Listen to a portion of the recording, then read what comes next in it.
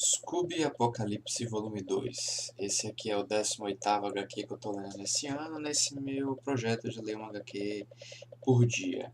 E esse segundo volume aqui, ele continua interessante, foi uma leitura legal. Mas, no entanto, porém, contudo, todavia, ele tem muito menos impacto que o primeiro.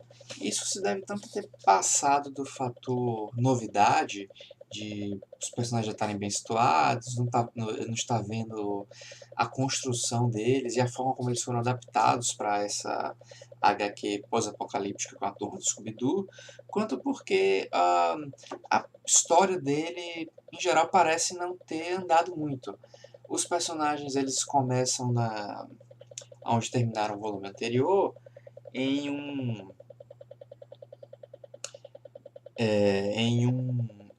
Walmart, como eles colocaram, que é basicamente um supermercado, uma paródia do Walmart, e cercado por bichos e pensando em como a gente vai fazer para sair daqui. E nisso, o primeiro terço do volume não acontece muita coisa.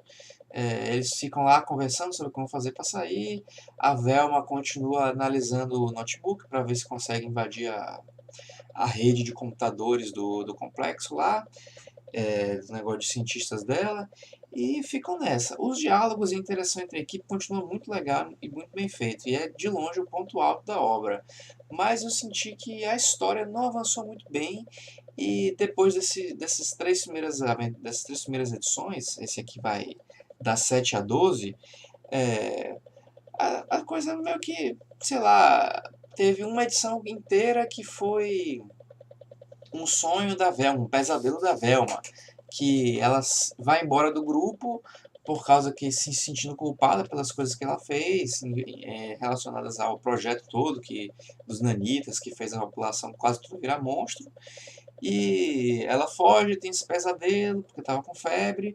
Aí o pessoal logo vai atrás dela e encontra ela na edição seguinte, praticamente não servindo para muita coisa para avançar a história, e gastando muitas páginas nisso e só servindo para meio que com uma desculpa para dizer, a Velma e a Daphne que estavam se bicando toda hora, agora elas são amigas sim. Essa separação fez com que elas sentissem que não se não se detestam tanto quanto achavam. E aí meio que reúne o grupo com esses laços de confianças renovados, mas não precisava disso. Só pelo tempo em que eles estiveram no Walmart presos, já seria suficiente para passar essa ideia de que eles estavam agora se sentindo amigos e percebendo que precisavam trabalhar juntos e viver juntos nessa realidade pós-apocalíptica para conseguir sobreviver. Talvez a parte mais interessante dessa primeira metade do encadernado tenha sido uma espécie de mini história com o Scooby-Doo, que apesar de ter terminado o volume anterior com toda a cara de que ele ia ser o vilão dessa edição, eu até pensei que a história ia fechar nessa edição, praticamente fechando como se fosse uma história, meio que fechando uma história mesmo, como foi com o Johnny Quest, que meio que fechou uma história em 12 edições, no caso 2 volumes aqui no Brasil. Não foi o caso. O Scooby-Doo termina com aquele, Scooby-Doo foda aqui, vai ser um vilão. Mas ele quase não aparece nessa edição e nem aparece para os protagonistas da história, que é a turma do Scooby-Doo. E na verdade, teve uma coisa legal no Scooby-Doo que eles desenvolveram um pouco mais a personalidade dele e eu não sei mais se ele vai ser um vilão. Eu acho que talvez ele acabe apesar de ele ter ideias bastante malignas sobre o que fazer com o Scooby-Doo, e sobre obrigar a Velma a ficar fazendo manutenção dos equipamentos cibernéticos dele, eu acho que ele vai ser desenvolvido para ser apresentado como um anti-herói.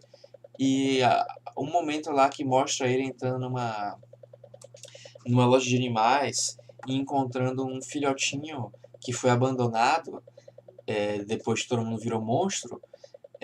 Foi uma cena bem interessante que serviu para caracterizar muito o Scooby-Doo, que ainda não tem um papel muito bem definido nessa história. Ele aparece de vez em quando, ele parece que vai ser um elemento importante, já que ele é sempre recorrente, mas ele não fez basicamente nada de importante, de fato, só ficar aparecendo e ficar mostrando que está indo atrás do Scooby-Doo para encher ele de pau. E a segunda metade do encadernado os personagens, a turma do Scooby-Doo reunida, indo até uma cidade grande para procurar um dos irmãos da Velma, que é um dos 4 que organizaram lá todo esse plano dos Nanitas e coisa e tal. E termina o volume basicamente com eles encontrando esse cara, e que personagem, inclusive, que teve muitas páginas desperdiçadas para mostrar a personalidade dele, que eu acho que poderia ter sido apresentada de outra forma, quando os personagens encontram ele, não com ele sozinho. E é um personagem bem estranho, é aquele tipo de personagem feito para ser desagradável, não porque ele tem uma personalidade distinta, mas porque, tipo, ó, esse cara aqui é um babaca, ele é um babaca porque sim, foda-se. E basicamente esse é esse irmão da Velma, que é um empresário, e eu achei ele um personagem muito raso e um personagem muito desnecessário. Então, boa parte desse volume eu achei que não avançou em quase nada da história. Isso de encontrar o irmão dela poderia ter sido em 2 edições, 3 no máximo, e, no entanto, tudo foi muito mais demorado que isso. E apesar das interações entre os personagens serem boas, isso já estava meio bem estabelecido no primeiro volume, e eu acho que não soube combinar isso, a questão da interação da galera, junto com ir avançando a plot mesmo. E fica claro que pretende ser uma HQ longa, porque se não for uma HQ longa, ela vai ser uma HQ ruim, porque a forma como ela foi estendida nesse segundo volume, se não derem um espaço para elas ir se desenvolvendo, vai acabar sendo fazendo com que esse encadernado aqui seja quase todo desperdiçado e que a HQ fique com um ritmo completamente bosta. Então, eu imagino que, tipo, vai ter que ser uma história para sei lá, 8 encadernados, da forma como esse aqui foi desperdiçado.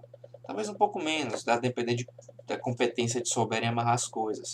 Talvez 6, mas eu diria que, sei lá, a impressão que eu tive é que estão querendo fazer uma parada de 8, 10 encadernados aqui para fechar essa história do Scooby Apocalipse.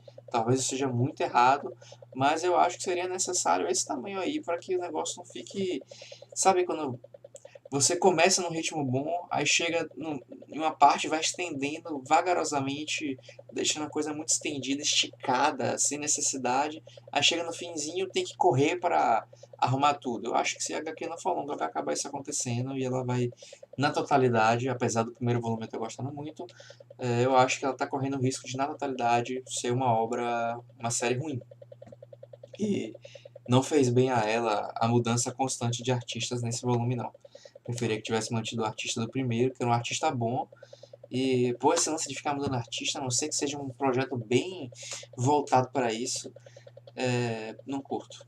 Não consigo gostar dessa parada. Eu acho que ferra a identidade da obra.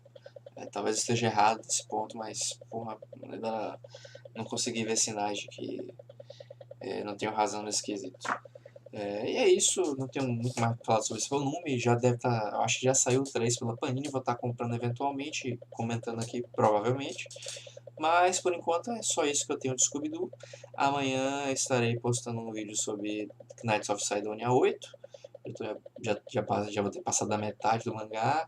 E eu vou ver aí o que eu vou estar lendo na semana que vem, já que fim de semana eu vou pegar algumas coisas mais indie, provavelmente. Mas é isso, espero que quem chegou até aqui tenha gostado do vídeo e até a próxima.